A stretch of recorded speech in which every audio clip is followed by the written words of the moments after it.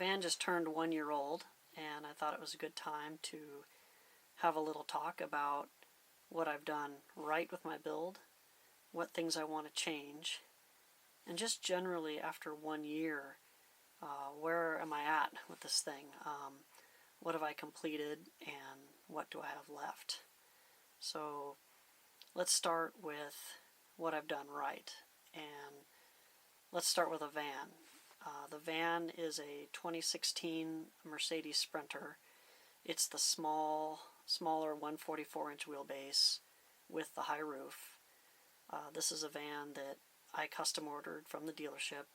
So the van, it's a cargo van, which means generally they have no windows. They're pretty stripped inside. I ordered this one with a few options. It had one window on the sliding door. It had windows in the rear. Had no windows on the driver's side. And it had a few options. I was able to get factory swivel seats. Those are really nice. They work really well. Swivel seats take up some height, and Mercedes goes in and puts a smaller seat pedestal in when it comes to the swivel seat. That way the total seat height ends up the same as a van that does not have swivel seats. So you don't end up with your feet really high off the floor. So that was a really nice option to have. I ordered a couple other things, auxiliary battery package. This van has the high intensity discharge xenon headlights, which are just really nice at night. Other than that, pretty basic van. The idea with my build, I'm basing it off my family's boat, where a lot of time is spent, where you might have several days of rain, and it's nice to have a place to be able to sit down and have dinner or play cards and not have the weather disrupt your trip. So I sort of based my layout around that design, which means that the bed folds away. Some people are very set on having a fixed bed, and that's fine. With this particular seat, which folds into a bed, I don't mind spending the minute that it takes to fold it into a bed and then to be able to put it away. And this particular bed slides, so I can slide it all the way to the back of the van and have a lot of open space for those times that we do run into weather. We're outdoor people, so we'd rather be outside for most of the time. The van is fantastic. I would say some people have an unrealistic expectation. When they think of a Mercedes, they think of a luxury car, and these vans are not a luxury car. This body style came out in 2007. It's 10 years old. It's getting a little bit long in the tooth, which means that when you look at the instrumentation, it doesn't look like a modern vehicle. It doesn't look like what you would expect from a Mercedes. What I can say is that the drivetrain is every bit Mercedes. This particular van has the 2.1 liter twin turbo diesel, and it has a 7-speed automatic transmission. And I can tell you that's where the Mercedes quality went. It was not in the body or in amenities. It was in producing a really nice drivetrain. This van has got plenty of power. It'll tow 5,000 pounds. But the impressive thing is this van is 9 feet tall, and I average between 24 and 27 miles per gallon all the time. The lowest tank of fuel that I've ever gotten was 22.2 miles per gallon. But generally 24 to 27 is what you'll see. Traveling at lower speeds, like on Highway 1, where you're doing 35, 40 miles an hour for a long distance, you'll get low 30s. I've seen 33 miles per gallon. I think that's phenomenal for a van that's heavy, 9 feet tall, etc. The transmission shifts really well. It's never hunting for gears. It makes the right choices. And I'm a manual transmission guy, so I think that's saying a lot. The brakes are great. Probably the biggest thing is this van does not drive as big as it looks. You have to remind yourself that you're driving something 9 feet tall because it handles well, it stops well. It's just a great vehicle to drive. I think another thing, the seats, because your feet are sort of hanging off the pedestals, you're not having your feet out in front of you. It's really easy to spend many hours behind the wheel and not get uncomfortable. So that's the van. Very happy with the choice of the van. On the build, I've also been happy with my choice on the layout and the products and materials that I've put into the van. I would highly encourage anyone who's considering building their van to think through some layouts, think about how many people you need to carry, how many people you need to be able to sleep, what you want to do with the space. Do you want to have a permanent bed and have more or less half of your space in a 144 van dedicated to that, or do you want to have a more open layout? It all depends on what you want to do with the van, but I highly would encourage you to use the van while you're building it. Now this van, it's not in a very good state to show you right now. I've taken a couple steps backwards to make some changes to the van before I got too far along. These are things that I regretted not doing early on and decided it was time to deal with it now. So not in a good state to show you, but that's what this video is all about, is to show you and sort of chronicle my experience with building this van. Now a little bit about me and my time commitment on this van. Most of you don't know that last year I lost my wife to cancer, and at the time my daughter was 18 months old and she's now 3. So I don't have a lot of time to commit to the van. I have a lot of help from my sister who lives locally. She watches my daughter on average 3 days a month, and I use those 3 days to complete projects on the van. So I estimate on average that I spend 7 to 8 hours about 3 days a month. So you can do the math on that. Over 1 year, that's how much time I have into it. There have been a couple other days here and there where I've been able to complete some work, so it's not like I'm working full-time on the van. My YouTube channel has a lot of other videos that details every project that I've ever done on the van, so you can look at my channel for that. First project was installing a C.R. Lawrence T-vented window on the driver's side of the van. As I mentioned earlier, I ordered the van with no window there. That was because Mercedes glass is fixed, can't be open. The aftermarket window allows you to open up the window. It's screened. The way that it works, water can't come in if it happens to start raining. It just provides great ventilation. So I did that first. That involved cutting a very large hole in a van that had 46 miles on it. So that's sort of your introduction to cutting, because you will be doing probably a lot of cutting if you build a van. The second project I did was installing a MaxxAir fan ceiling. That's critical. You need to be able to vent air out of the van, whether it's warm or cold. I already had the factory swivel seats, so that's great. Next thing I did was added the SPAR D2 diesel heater. Sprinters come from the factory with an auxiliary fuel tap, so that allows you to plug in a little quick connector, and there's a separate standpipe that goes down into the fuel tank. It doesn't touch the bottom quarter of the tank so that you can't run your fuel tank dry, but it makes for a relatively easy hookup. The diesel heating is great. It uses, I believe it's 0.8 gallons of diesel fuel for every 24 hours it's running. It's on a thermostat. Just set it and forget it. First time you turn it on, first time, say on a trip that you turn it on, or first time that day, it knows that you're awake and you're calling for heat and you want it warm right now. So it runs rather loud the first time you turn it on, just to get the van up to temperature.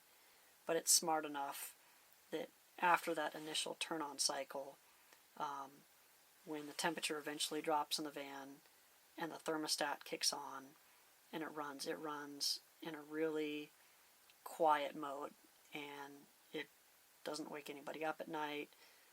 It's a far cry from the propane heaters that I grew up with when I was a kid. The other nice thing is a byproduct of combusting propane is water, so you get water vapor in the interior of your van. So the diesel heating does the opposite. It dries the air, so it's a little more friendly than a propane furnace when it comes to moisture in your van. One of the biggest projects was getting the seat installed. The seat came from France, and it's because only overseas have I been able to find a safe crash-tested seat that has 3-point shoulder belts, which for putting a small child in a car seat, I just wasn't willing to risk the lap belt situation. I wanted a good quality seat, and it also folds into a nice bed. It's mounted on a rail system. The rails are just a straight up Volkswagen product. They're used in the Volkswagen Caravelle and Volkswagen California overseas, so naturally the rail system has been subjected to crash tests as well. So between that and then the seat as a unit being pull tested, it's a very safe arrangement. But I had to do some welding. There was a lot of work to get it safely mounted in the van. I had to make a bunch of brackets tied in with the frame. Again, I have videos on my YouTube channel about that. Also did an insulated floor with the vinyl floor covering. Very happy with that. I have some window covers that my mother-in-law made that they work great. Ironing board fabric on the back, and then just a basic fabric pattern on the front. Gives great privacy, keeps the heat out, keeps the heat out in the summer, and keeps it in the winter. Next, I installed a 200 amp hour lithium house battery in the back of the van. Put a 300 watt single LG panel on the roof, a Victron solar charge controller, and a small 1000 watt inverter. That's pretty much the backbone of my electrical system. I've been using it for 8 months now, and it's fantastic. I haven't had any need to do any form of alternator charging or plugging the vehicle in at home. The solar's produced plenty of power to keep up with fridge use and lighting and max air fan and the other uses that I have. So that's been really great.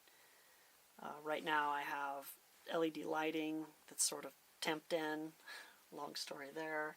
I've done a partial insulation job. I've used Noico, which is a butyl mat that dampens the panels so that the van doesn't sound quite so tinny. That made quite a big difference, actually. And then I'm using Thinsulate as the main insulation. It's great stuff to work with. It doesn't off-gas. It's easy to cut. It's easy to apply in the van. It's hydrophobic, so it doesn't absorb water. And it's 3M. It's an automotive product. And finally, I've started working on the cabinetry. I have an isotherm DC-powered refrigerator. It's the 130-liter quart, something like that. That has worked really well. For the cabinetry, I'm using 3/4 inch bamboo for the wood faces that you see. The drawers, I built some stainless steel drawers using a Blum product.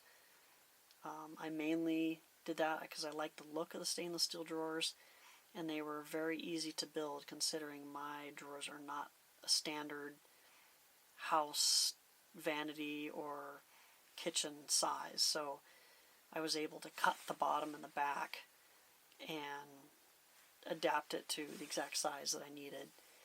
And the framing that I'm using to frame out the skeleton of the galley is extruded aluminum. It's T-slotted aluminum, and I've done a few videos now on how much I like working with the material.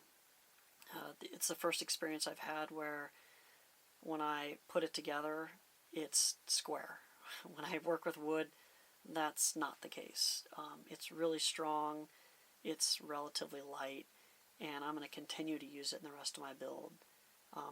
It's very safe. That's the biggest reason that I'm using it, is in the event that something happens on the highway, it's really firmly anchored to the van, and I don't have to worry about screws coming loose and wood flying in an accident. So this stuff is it's really great to work with. I'd say the only downside of working with the aluminum is cost. It's more expensive than wood. I've also done some very basic speaker upgrades. The speakers that come in the Mercedes Sprinters are garbage, so doing the basic speaker upgrade really helped make it sound better. So now let's talk about things that I've done wrong. I wouldn't put it as necessarily wrong, but I learned early on in using the van throughout my build that I really wanted more light and more ventilation in the van. So I did not necessarily want the full passenger van windows in the rear. I feel like you lose too much privacy. So I decided to add some HER, H-E-H-R, probably not the right pronunciation, 10 by 36 inch, I think they call them half slider windows. Those are really nice. They're up. For someone approaching the van on the outside, they're about 7 feet tall, so they can't necessarily see into the van. They're not tall enough that someone could actually go into the van through those windows, so when I'm in places that are warm, I feel like I can leave those windows open and not cause a security concern with the van. Brings a lot of light into the interior, and again, having a screened window up front here behind the driver's seat and having a couple screened windows back here, put the max air fan in reverse, and it ventilates the van really well. Another change I've decided to make is adding ceramic insulation to the inside skin of the van. Using a non-contact thermometer, I've seen on a 108 degree day, I've seen the skin of the van at 166 degrees, and the steel is a near perfect conductor of that heat. So when you measure the skin on the inside of the van, it's the same 166 degrees. So when you put the insulation on the walls, all you're doing is you're slowing the transfer of heat into the interior. So there's a product that I use called Lizard Skin, and it's ceramic based. Ceramic is a very poor conductor of heat. When you spray it onto the interior, the heat can't be conducted through the steel as well. So I think they advertise that it drops the temperature about 30 degrees. So if the outside skin of the van is 166 degrees, it burns your hand to touch it. And touching the inside, you would expect that it would be about 136 degrees. It makes quite a difference. It's wintertime now. I just sprayed it 2 weeks ago, and on a 55 degree day when the sun's out, you can feel a difference between the temperature of the outside skin and the inside. So I know it's working, and I live in a hot climate, so that was something that I deemed necessary to do. So I'll be doing another video about my insulation, but basically it's going to involve the lizard skin from basically the lower window level all the way up and including the roof. I did not spray below window level, and that's because I already have cabinetry in place, I already have insulation glued in, and there's diminishing returns. Most of the heat comes from up here. I have have the butyl Noiko mounted on the walls I talked about that dampens the panel. I'll have the Thensolate.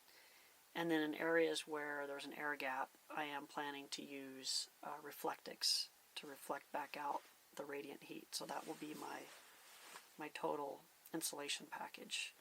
So making those two changes to the van, tearing the van apart, taking the headliner out, taking out a lot of the stuff inside, so that I was able to cut in the windows and to strip everything out so that I could spray the walls and ceiling, set me back quite a bit. But I'm really happy that I addressed those things now, because now I feel like the van is exactly where I want to be.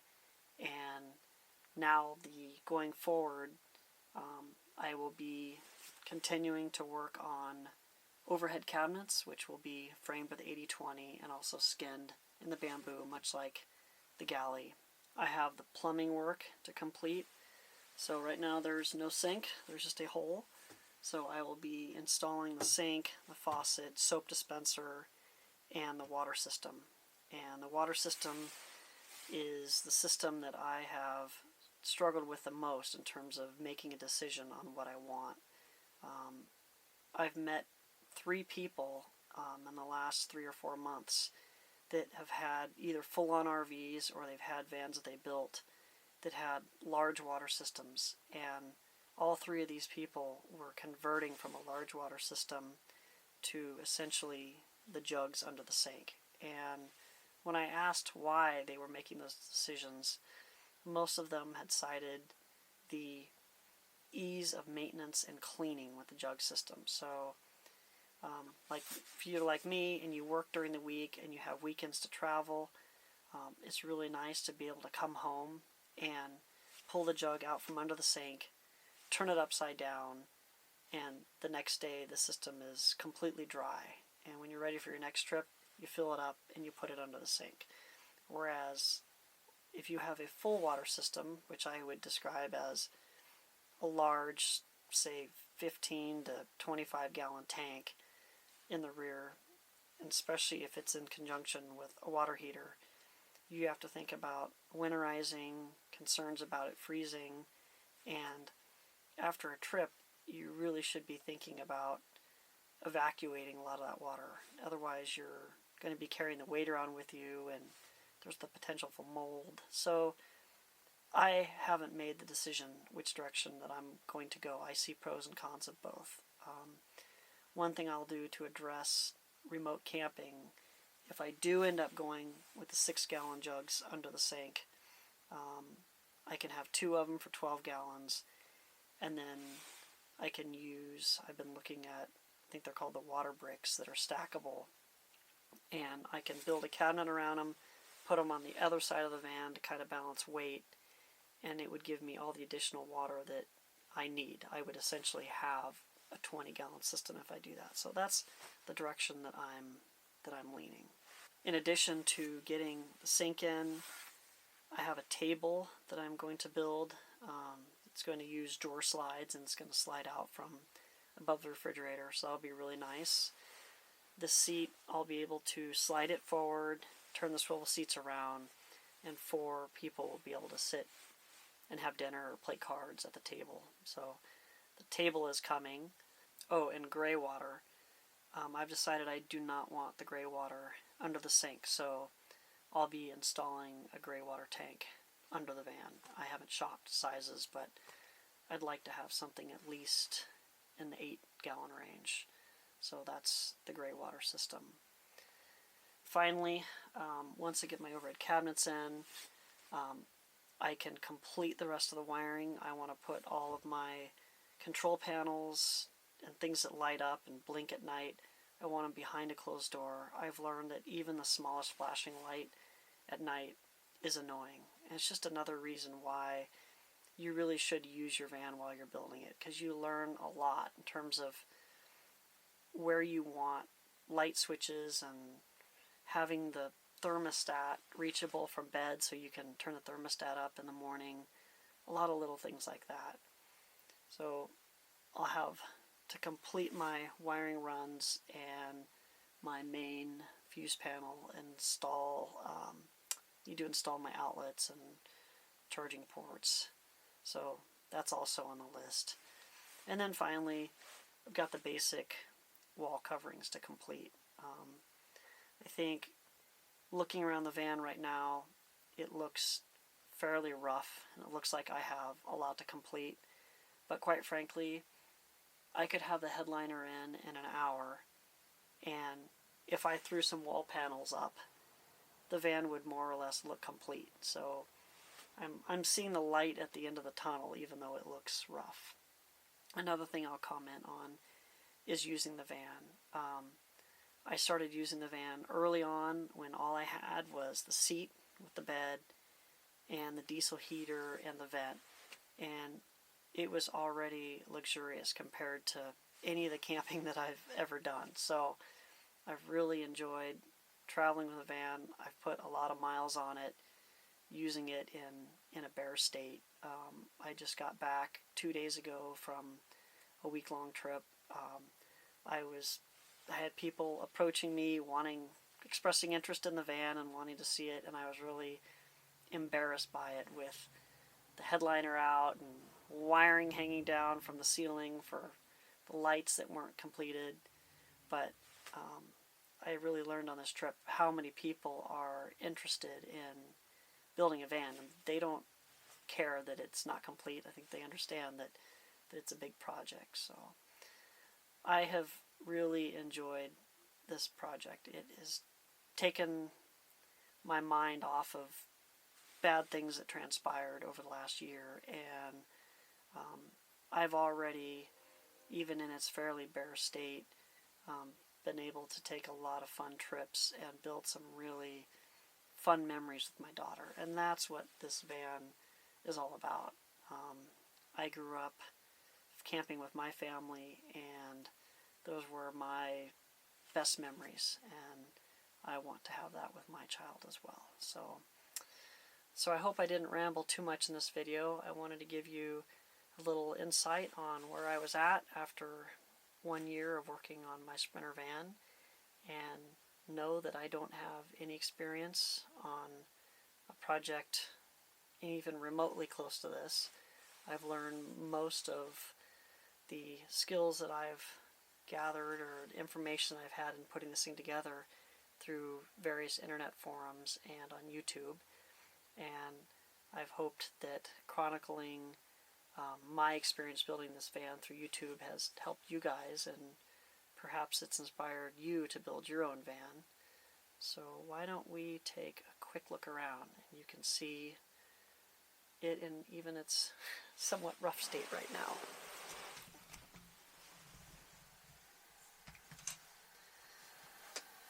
So the front is your standard Mercedes. Nothing necessarily interesting happening up here other than swivel seat. You can see the S-bar heater outlet below the seat there. There's some speaker upgrades in there that you can't see. Up above the factory headliner, it's insulated up there. I did that when I was spraying the lizard skin. My ceiling is all temporary right now, because again, I pulled my headliner out to spray lizard skin and didn't have time to put it together before this last trip, so the ceiling is bare, with the lights just sitting in temporary pieces of wood. So there's nothing interesting with the ceiling. There's a fan. You can see the wiring coming down for the solar that goes back to the battery. The battery box is in the rear corner over here. And the inverter, all the cutoff switches are all in that box. And you can look at my YouTube channel if you want more details on the electrical system. And in the back corners are the two half slider windows I installed. Here's the window coverings that I have on both sides and on the rear of the van for privacy. Here's the start of the galley with the refrigerator. This is the slot for where the table will pull out. It's got a matte black laminate countertop. Sink, I have it, just have not installed it yet. And then we talked a little bit about the drawers, the floor, vinyl floor, on a track system. Tracks go all the way to the back of the van. And then the seat. I have videos on the seat as well. The main thing is that it's a safe seat for my daughter to travel in, 3-point solar belts, and it folds into a 6'1" by 44-inch bed. And it's pretty comfortable. I would say it's not as comfortable as your bed at home, but I have not bothered to put a mattress topper on it, although we've talked about it. But this also leaves open the option of installing a high mount bed in the back, like most Sprinter people do. So if I did that, that would allow me to not only carry 4 people seat belted, but I could also sleep 4 people, which is not bad in a 144 Sprinter. There'll also be a porta potty in the van. There will be an outside shower, and the hot water system, just like I described with the rest of the water system, haven't figured out exactly what direction that I'm going to go on that. I'm bouncing back and forth between electric and something like an EcoTemp using 1-pound propane canisters. I'm really not interested in having full-on propane tank on my van. So anyway, not much of a van tour. Here's the temporary install for the S-Bar diesel heater. This is a high altitude compensation sensor. So while it looks really rough here, I'd say that most of the systems, other than the water system, is in place. So I'm at the stage now where I can start closing up walls and installing a couple more pieces of cabinetry. The back will have more cabinetry for storage, and then we'll more or less have a completed van.